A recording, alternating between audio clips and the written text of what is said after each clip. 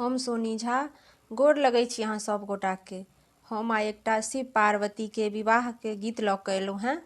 आशा करै छी जे अहाँ सबके नीक लागत तऽ लाइक कऽ देबै, हमर चैनल मैथिली गीत नाद के सब्सक्राइब कऽ लेब। धन्यवाद। अहाँ सब गोटा के शिवरात्रि के बहुत बहुत शुभकामना।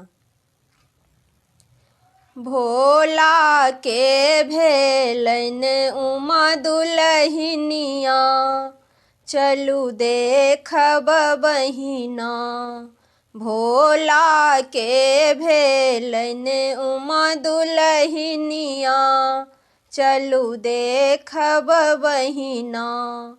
चलू हे देखब बहिना, चलू हे देखब बहिना। चलू हे देखब बहिना, चलू हे देखब बहिना। भोला के भेलन उमा दुलहिनिया, चलू देखब बहिना। भोला के रूप भयंकर, गौरी दाई छथि बड़ सुंदर। भोला के रूप भयंकर, गौरी दाई छथि बड़ सुंदर। कोना क जोड़ी लगाओल विधना, चलू देखब बहिना। कोना क जोड़ी लगाओल विधना, चलू देखब बहिना। चलू हे देखब बहिना, चलू हे देखब बहिना। भोला के भेलन उमा दुलहिनिया, चलू देखब बहिना। डमरू बजावथ भोला, गर्दन में मुंडक माला। डमरू बजावथ भोला, गर्दन में मुंडक माला।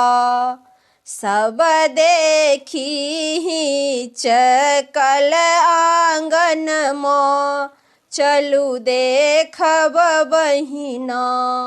सब देखी चकल आंगन माँ, चलू देखब बहिना।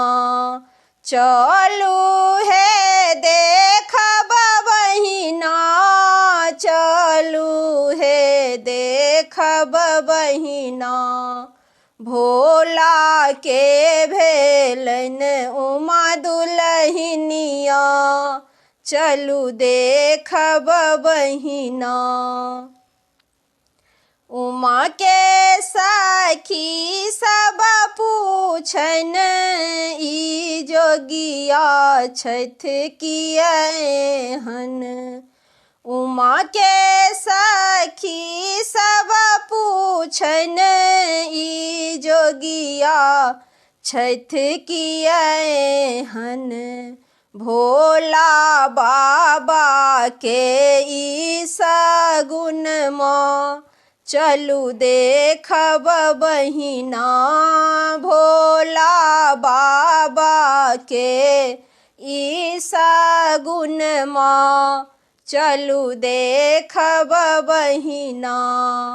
चलू हे देखब बहिना, चलू हे देखब बहिना। भोला के भेलन उमा दुलहिनिया, चलू देखब बहिना। भोला के भेलन उमा दुलहिनिया, चलू देखब बहिना।